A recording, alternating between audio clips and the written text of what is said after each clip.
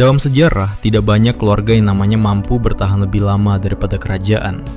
Lebih sedikit lagi yang tetap dibicarakan berabad-abad setelah para pendirinya meninggal. Rothschild adalah salah satunya.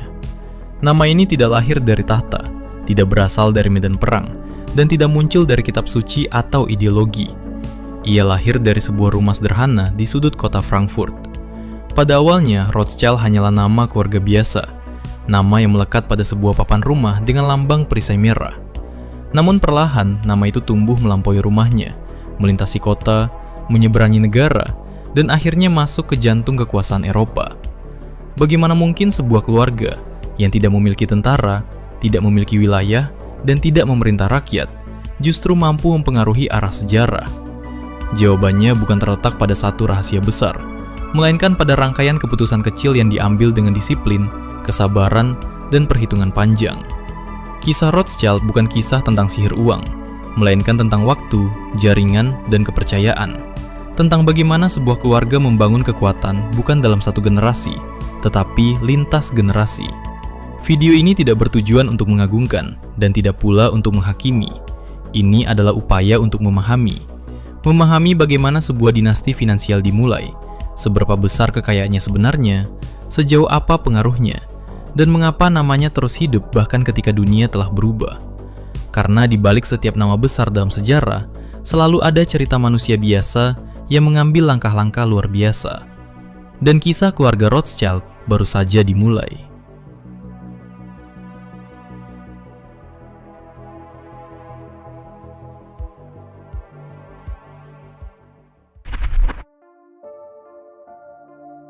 Pada abad ke-18, Frankfurt bukan pusat kekuasaan dunia. Ia hanyalah kota dagang yang sibuk, dipenuhi pasar, pedagang, dan lalu lalang uang. Namun bagi komunitas Yahudi, Frankfurt juga berarti keterbatasan. Orang-orang Yahudi diwajibkan tinggal di kawasan sempit yang dikenal sebagai Judengasse, sebuah ghetto padat dengan ruang gerak sosial yang sangat terbatas. Mereka tidak bebas memiliki tanah, tidak mudah masuk ke profesi tertentu, dan hidup di bawah aturan yang bisa berubah sewaktu-waktu. Di lingkungan inilah, pada tahun 1744, Mayer Amschel Rothschild dilahirkan. Keluarganya bukan bangsawan, bukan pula keluarga kaya. Ayahnya adalah penukar uang kecil yang hidup dari perdagangan koin dan barang bekas. Namun dari dunia yang sempit ini, Mayer mulai mengenal sesuatu yang akan mengubah hidupnya, yaitu nilai. Bukan nilai moral, melainkan nilai benda. Ia belajar membaca koin, mengenali perbedaan logam, dan memahami bahwa uang bukan hanya alat tukar, melainkan bahasa kepercayaan.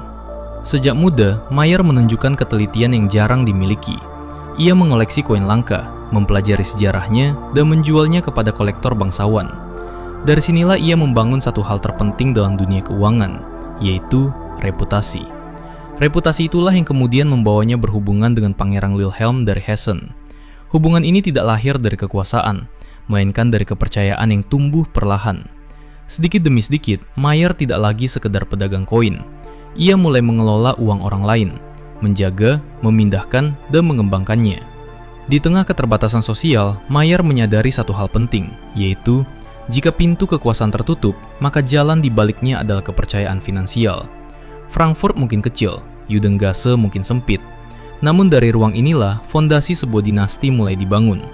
Belum dengan kekayaan besar, belum dengan pengaruh luas, melainkan dengan kesabaran, kecermatan, dan pemahaman bahwa uang yang dikelola dengan benar dapat membuka jalan yang tidak bisa ditembus oleh kekuatan lain. Dan dari Frankfurt inilah kisah keluarga Rothschild mulai bergerak menuju panggung yang jauh lebih besar.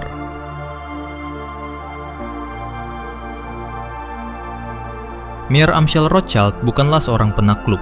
Ia tidak menulis hukum, tidak memimpin pasukan, dan tidak duduk di kursi kekuasaan.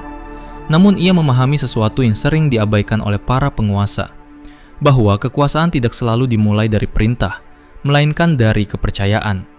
Sejak awal, Mayer menyadari bahwa uang orang lain hanya akan dititipkan kepada mereka yang dianggap cermat, tenang, dan dapat diandalkan. Karena itu, ia membangun usahanya bukan dengan janji besar, melainkan dengan konsistensi kecil yang dilakukan berulang-ulang. Hubungannya dengan Wilhelm dari Hessen menjadi titik balik penting. Mayer dipercaya mengelola kekayaan sang pangeran, termasuk aset-aset yang harus disembunyikan ketika Eropa mulai diguncang perang. Kepercayaan ini tidak datang tiba-tiba. Ia dibangun lewat ketelitian pencatatan, kerahasiaan yang dijaga ketat, dan satu prinsip yang jarang dilanggar Mayer, bahwa uang klien tidak boleh diperlakukan sebagai uang sendiri. Namun mungkin keputusan terpenting Mayer bukanlah transaksi keuangan apapun, melainkan keputusan tentang keluarganya sendiri. Ia tidak melihat anak-anaknya sebagai penerus biasa, melainkan sebagai bagian dari satu sistem besar. Sejak dini, mereka dilatih untuk disiplin, dikenalkan pada dunia keuangan, dan ditanamkan satu nilai utama, yaitu kesetiaan kepada keluarga adalah fondasi dari segala keberhasilan. Mayer menetapkan aturan-aturan internal yang tegas namun sederhana. Bisnis harus tetap berada di tangan keluarga. Keputusan besar tidak diambil sendirian. Dan perpecahan internal adalah ancaman terbesar bagi kekayaan yang sedang tumbuh. Dalam dunia yang dipenuhi pengkhianatan politik, Mayer memilih membangun bentengnya di dalam keluarga. Ia juga memahami pentingnya informasi. Berita tentang perang, perubahan kekuasaan, atau pergeseran nilai mata uang adalah komoditas yang sama berharganya dengan emas. Karena itu, ia mulai mengembangkan jaringan komunikasi yang cepat dan terpercaya. Ketika Mayer meninggal pada tahun 1812, ia tidak meninggalkan kerajaan. Ia tidak meninggalkan gelar bangsawan. Namun ia meninggalkan sesuatu yang jauh lebih tahan lama, yaitu sebuah struktur. Struktur inilah yang memungkinkan 5 putranya bergerak serempak, melintasi batas negara, dan membangun jaringan keuangan yang belum pernah ada sebelumnya. Mayer Amschel Rothschild mungkin telah wafat, namun rancangan dinasti yang ia buat baru saja mulai bekerja.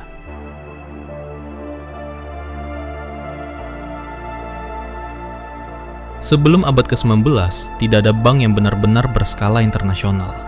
Uang bergerak lambat, informasi sering terlambat, dan jarak antar negara adalah penghalang besar.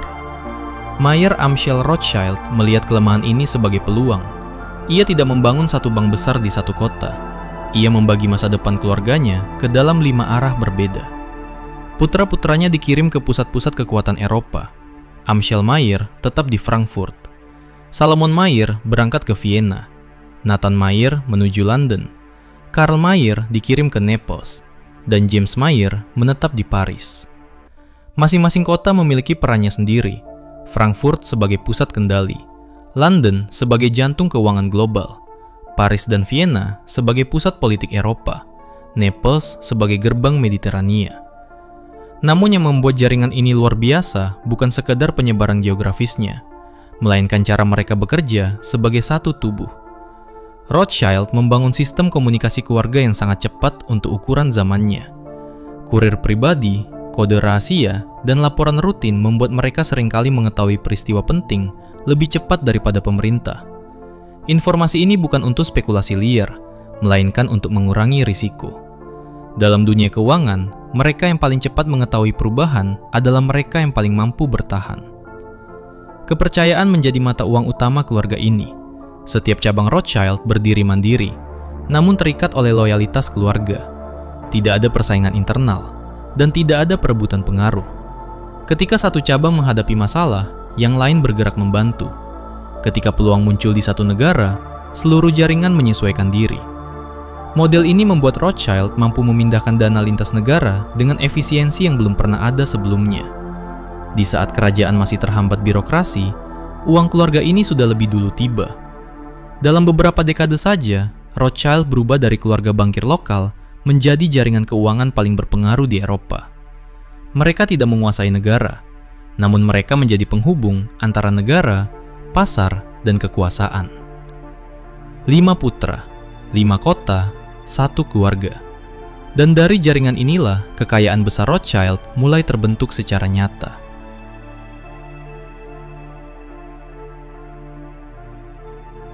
Ketika membicarakan keluarga Rothschild, pertanyaan yang hampir selalu muncul adalah satu, yaitu seberapa kaya sebenarnya mereka. Pada abad ke-19, keluarga Rothschild sering disebut sebagai keluarga terkaya di Eropa, bahkan di dunia. Dan untuk masanya, sebutan itu tidak sepenuhnya berlebihan. Namun penting untuk memahami satu hal sejak awal, bahwa kekayaan Rothschild bukanlah kekayaan satu orang, melainkan kekayaan kolektif yang tersebar di berbagai cabang keluarga. Masing-masing putra Mayer mengelola bisnisnya sendiri di kota yang berbeda.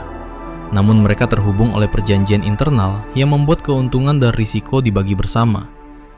Pada puncak kejayaannya, aset keluarga Rothschild mencakup obligasi negara, pinjaman kerajaan, perdagangan logam mulia, hingga kepemilikan properti dan seni.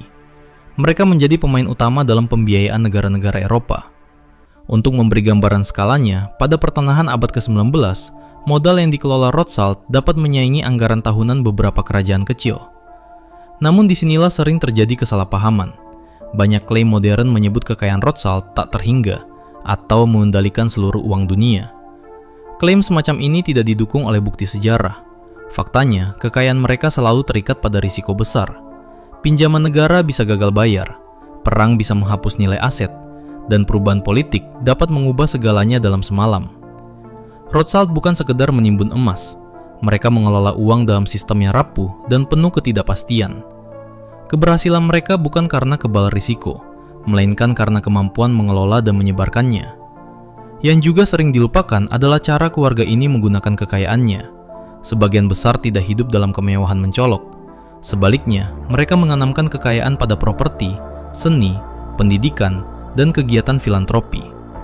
Kekayaan Rothschild memang besar, namun yang membuatnya istimewa bukan jumlahnya semata, melainkan fakta bahwa kekayaan itu bertahan lintas generasi di tengah dunia yang terus berubah. Dan di balik angka-angka itu tersimpan satu pelajaran penting, bahwa dalam sejarah yang paling berharga bukanlah seberapa banyak uang yang dimiliki, melainkan seberapa lama ia bisa bertahan.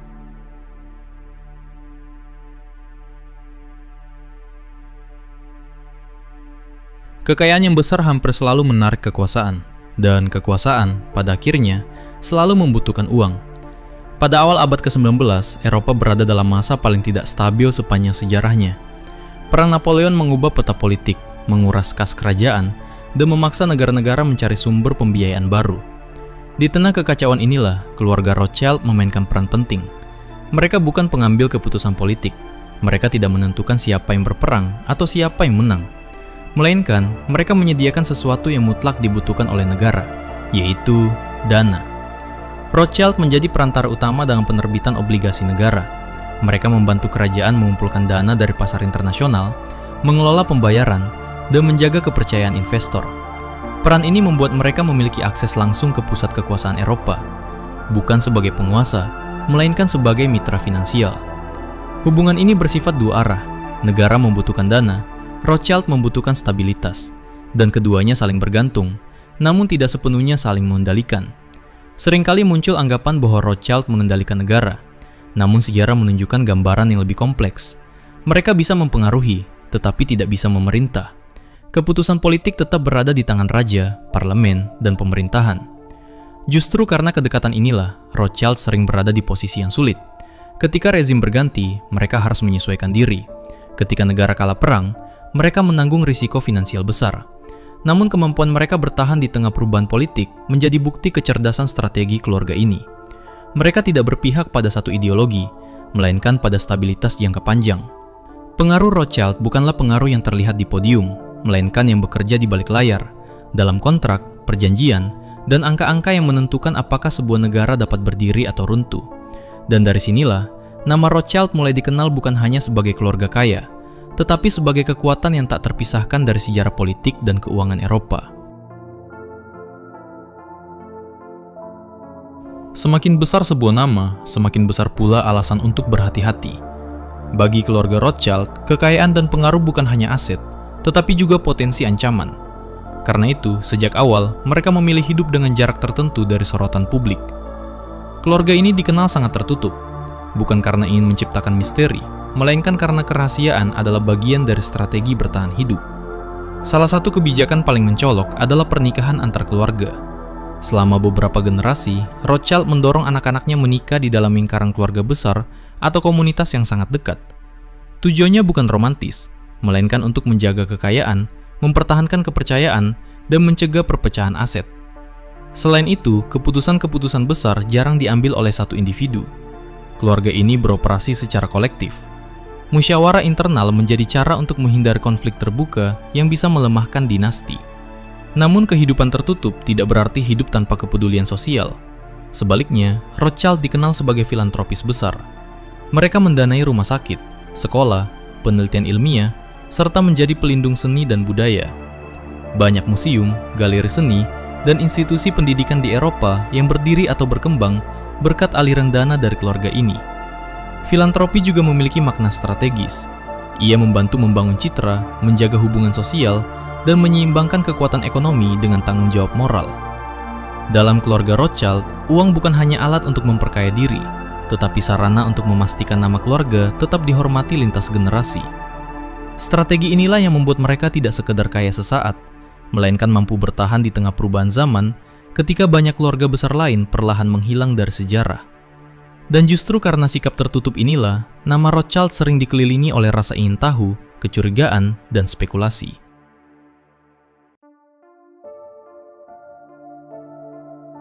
Di mana ada kekayaan besar, di situ hampir selalu muncul kecurigaan.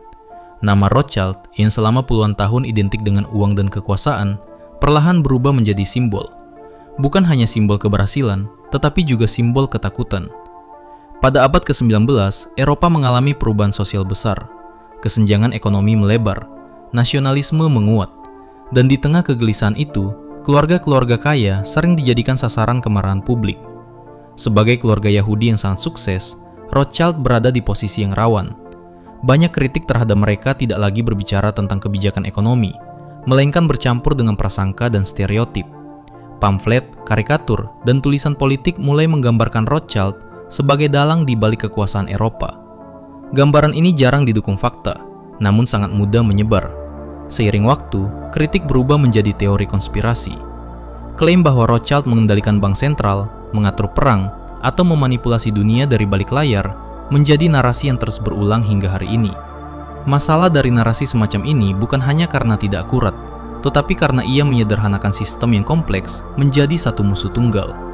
Padahal sejarah menunjukkan bahwa kekuasaan ekonomi tidak pernah bekerja sendirian. Ia selalu lahir dari interaksi antara negara, pasar, teknologi, dan manusia. Rothschild memang berpengaruh, namun pengaruh bukanlah kendali absolut. Mereka beroperasi di dalam sistem, bukan menciptakan atau menguasainya sepenuhnya. Kecurigaan yang terus melekat pada nama Rothschild lebih banyak mencerminkan ketakutan kolektif manusia terhadap dunia keuangan yang sulit dipahami. Ketika uang menjadi abstrak, manusia mencari wajah untuk mewakili kecemasannya. Dan dalam banyak kasus, Rothschild dijadikan wajah itu. Memahami kritik dan kontroversi ini bukan berarti membenarkan semuanya, melainkan mengajak kita melihat sejarah dengan kepala dingin, memisahkan fakta, prasangka, dan imajinasi. Karena hanya dengan cara itulah, sebuah kisah bisa dipahami tanpa berubah menjadi mitos.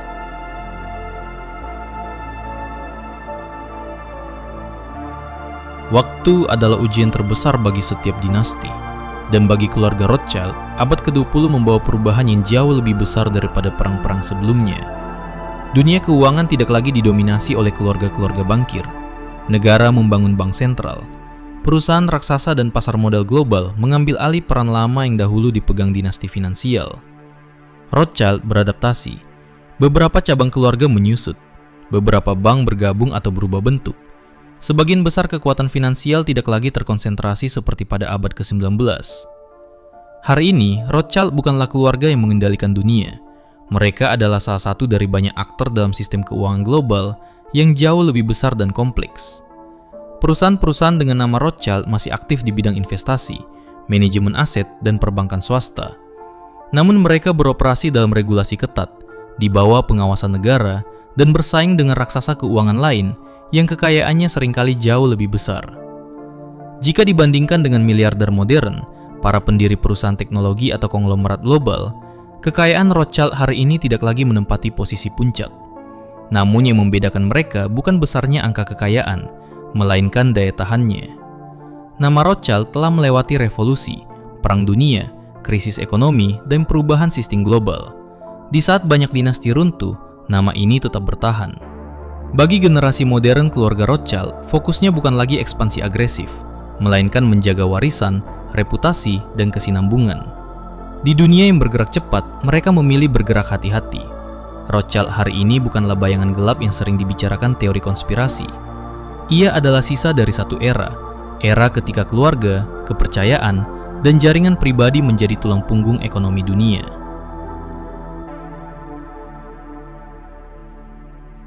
Sejarah jarang ditentukan oleh satu keluarga saja, namun sejarah sering mengingat keluarga-keluarga yang mampu bertahan paling lama.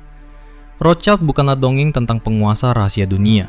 Mereka juga bukan sekedar cerita tentang kekayaan tanpa batas. Mereka adalah contoh bagaimana disiplin, jaringan, dan pemahaman terhadap sistem dapat membentuk pengaruh lintas generasi. Kisah ini mengajarkan satu hal penting, bahwa uang tidak menciptakan kekuasaan sendirian. Ia membutuhkan kepercayaan, dan kepercayaan membutuhkan waktu. Selama lebih dari 2 abad, nama Rothschild dibangun bukan hanya dengan angka, tetapi dengan reputasi. Reputasi menepati janji, menjaga stabilitas, dan berpikir jauh ke depan. Namun waktu selalu bergerak, sistem berubah, pusat kekuasaan bergeser, dan bahkan dinasti terbesar pun harus menyesuaikan diri atau perlahan menghilang. Rothschild bertahan bukan karena mereka sempurna, melainkan karena mereka adaptif. Karena mereka memahami bahwa kekuatan sejati bukan pada menguasai segalanya, tetapi pada mengetahui kapan harus maju dan kapan harus bertahan. Pada akhirnya, kisah Rothschild bukan tentang siapa yang mengendalikan dunia, melainkan tentang bagaimana dunia bekerja, tentang uang, ketakutan, ambisi, dan keinginan manusia untuk meninggalkan jejak yang lebih panjang dari hidupnya sendiri. Dan mungkin itulah warisan terbesar mereka.